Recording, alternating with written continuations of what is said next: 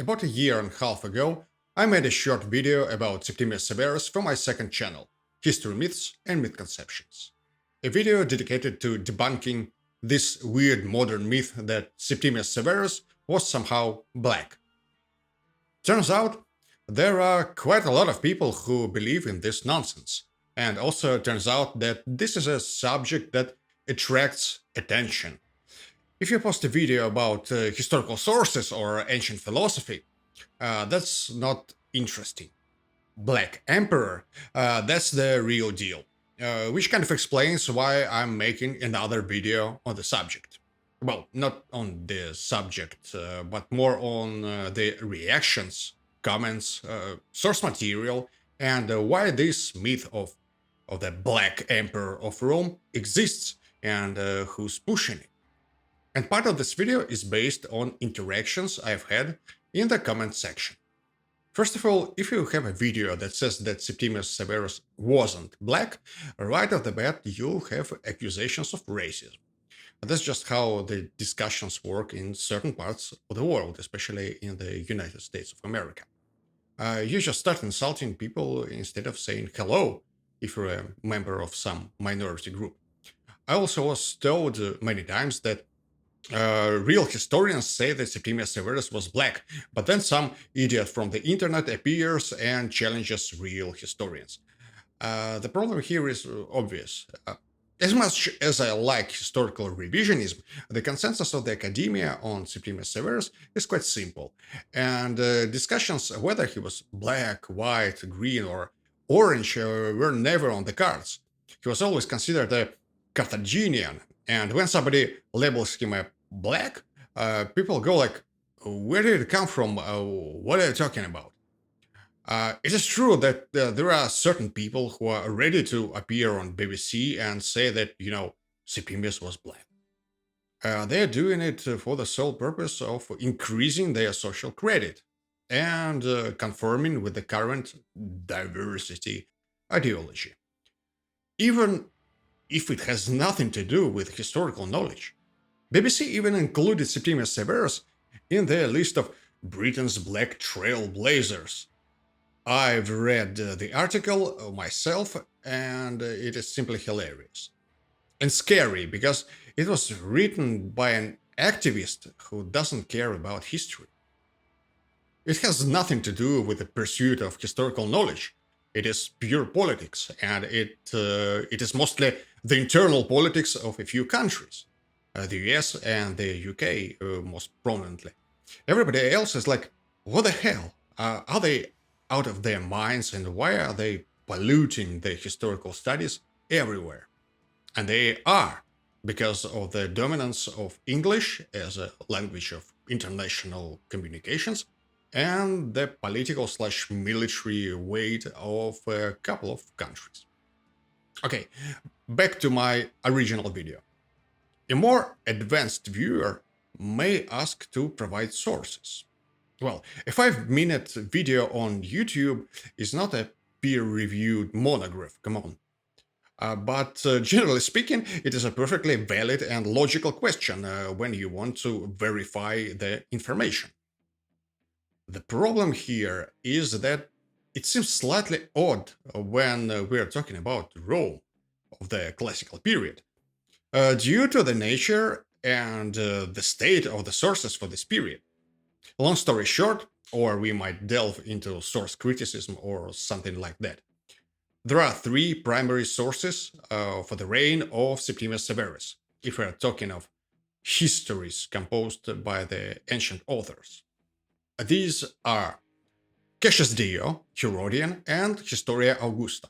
All 3 are in public domain and available online for free. Go and read them, it won't take much time. Reliability of the sources may vary, it is a different subject, so it makes sense to check all 3 and compare them. Historia Augusta is notoriously unreliable, and anecdotes about Septimius and the Ethiopian soldier should be perceived as, anecdotes. This state of affairs kind of explains why people sometimes skip the sources part when talking about certain periods of Roman history. If somebody asks me to provide sources on some second century emperor, usually in a rude form and with a condescending tone, it is a sign that the person asking the question knows next to nothing about the historiography of the Roman Empire. And it makes no sense to ask them about the sources on why they consider Septimius black, because no one will ever give you any sources. They don't exist. They don't know about them. They just heard it from a random guy and liked what they've heard for some reason. Now, there are also sources like inscriptions, coins, sculptures, etc. They are more like additional sources here that help to clarify things and to prove that the person in question actually existed.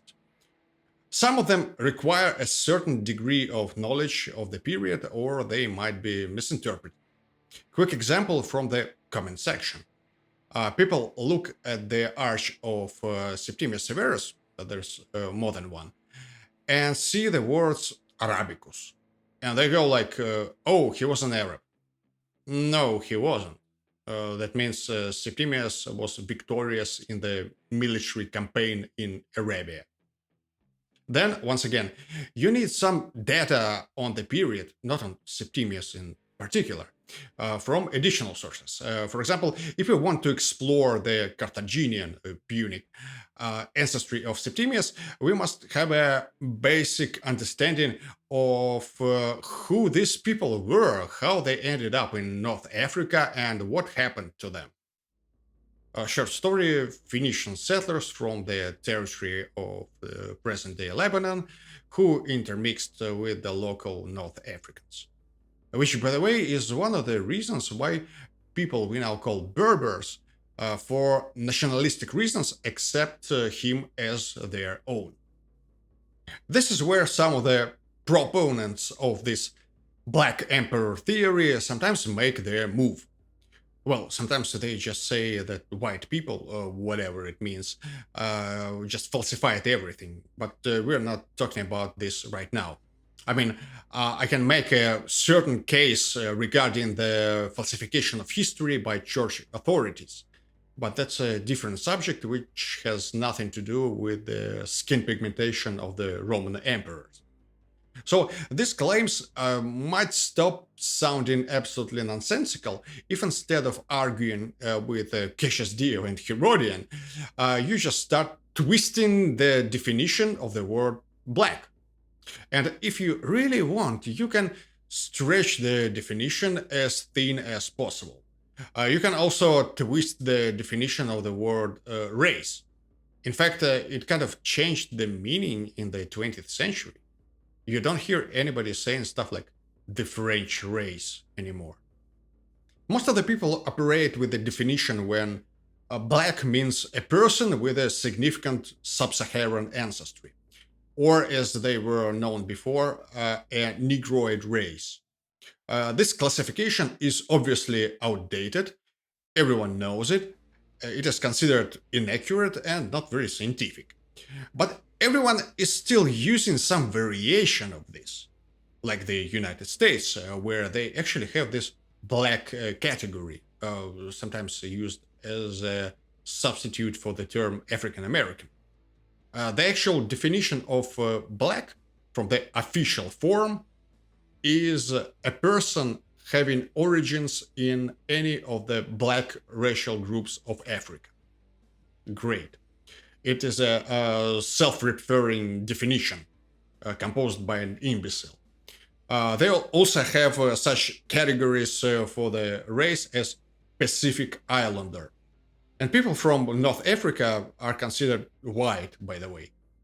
All of this is simply nuts. I mean, seriously, anthropologists laugh at the American classification. So yeah, we have trouble defining the word black. Everybody knows what it means, except nobody really knows what it means.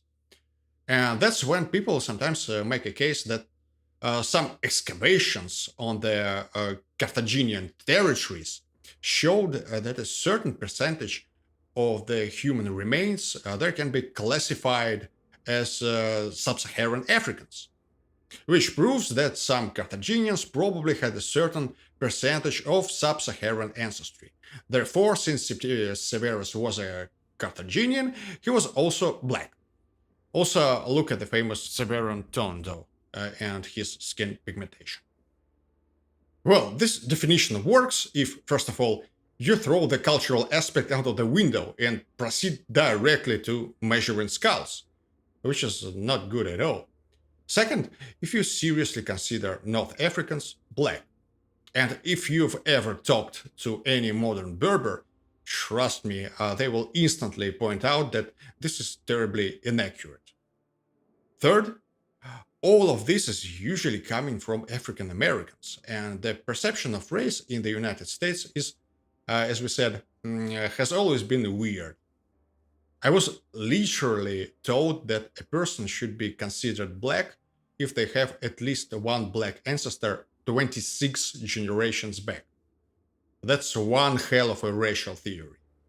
It is very American, where they developed a one drop rule at some point, and it is a product of a very segregated society.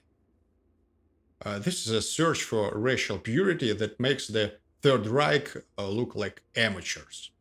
Speaking of your biological connections to the past, I have a video called Ancient Nations and Modern Nationalism, which deals with this subject, and with the concept of nation, obviously. In short, 26 generations back, which is roughly 800 years ago, you have like 67 million ancestors. And the numbers double with every generation. By the time of classical antiquity, you're gonna have a horrific amount of ancestors. So, with some exceptions, because geography is also a factor in this equation, you can find that you are related to almost anybody you want. Trust me, I'm a direct descendant of Marcus Aurelius. But then again, so are you. With the 26 generation rule, by the way, what an incredible mathematical precision from people who don't know even basic math. So, with this rule, I'm actually black. But if I'm using this phrase in a conversation, then obviously I'll be accused of racism or whatever. Because, identity politics is a thing when everybody can identify as anybody, except for you.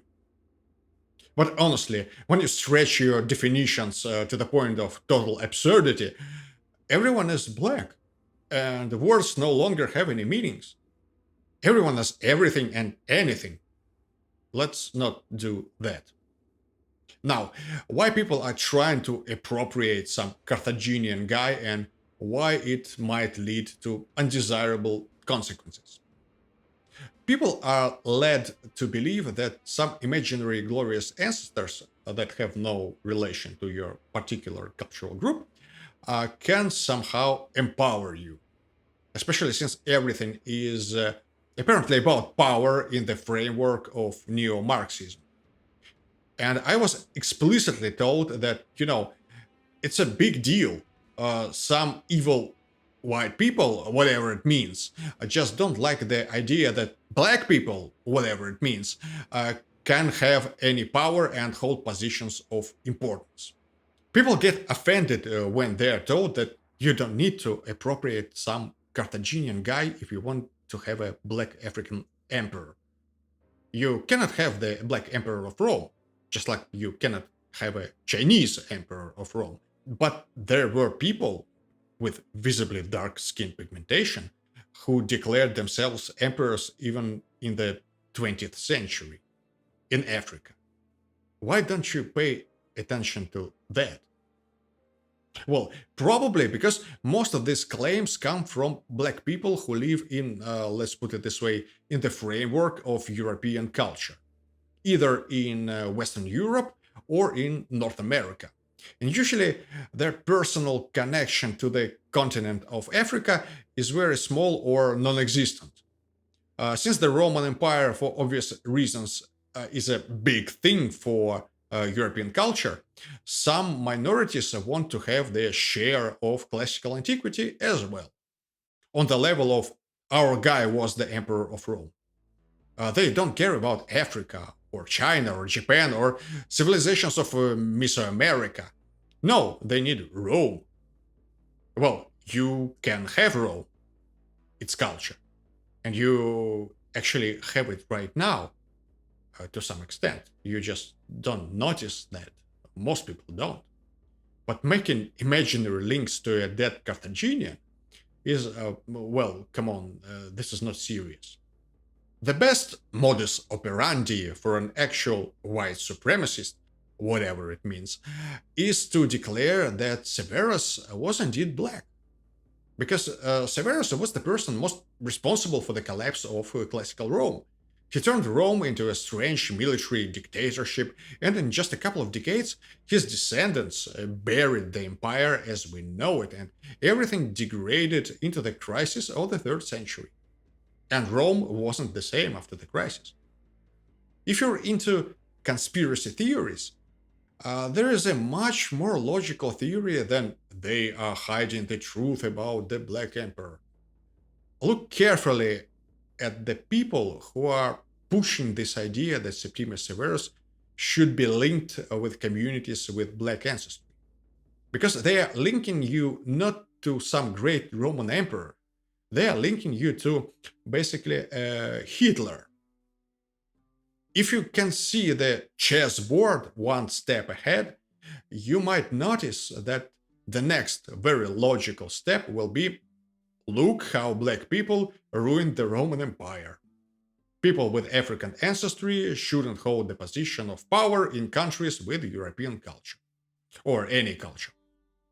If somehow you want to invent yourself a Roman emperor out of nowhere, at least choose a decent one. Don't choose Hitler. That puts you in a significant disadvantage. Choose, I don't know, Aurelian. Nobody really knows how he looked like. It's weird and not accurate at all, but it is still better than desperately asking to be accused of starting the Dark Age. Thank you for watching, and see you soon.